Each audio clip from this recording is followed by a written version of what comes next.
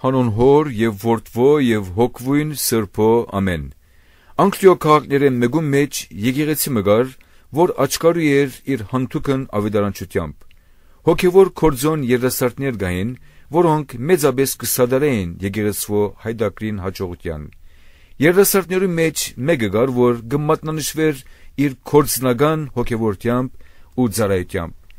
Զանազան հոգևոր առաքինություններով օժտված երդասարտ մներ, որ շատ ժողովրդականություն եւ հարկանք կվայելեր եկեղեցվո անդամներուն կողմէ։ Իր աստեցությունը եւ ծառայությունը եկեղեցվո սահմաններեն դուրս ելածեր եւ կքնահատվեր քաղաքացիներուն կողմէ։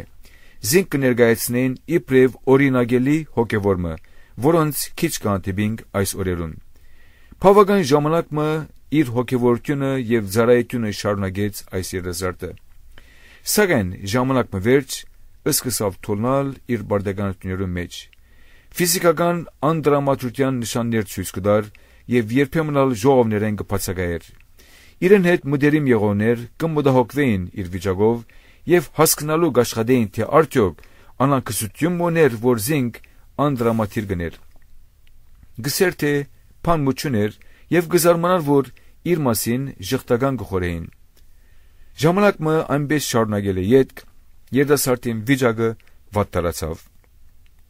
Օգնելու համար եղող առաջարկներ ընդունելություն չկտան, եղած հորդորներ, քաչալերություններ ու աղոթներ անպատասխան մնացին։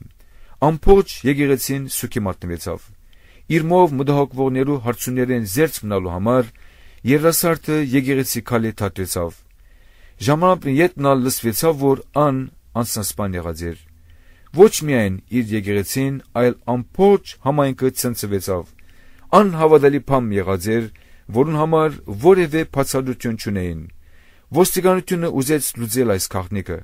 եւ թադարանին հրամանով սկսավ մաղել զանազան աղբյուրները։ Ըստացած նամակները ու անոնց դրված բալասխանները չգրցան որևէ լույս սփռել։ Սկսան փնալ գբոված քզորցները ու բահարանները,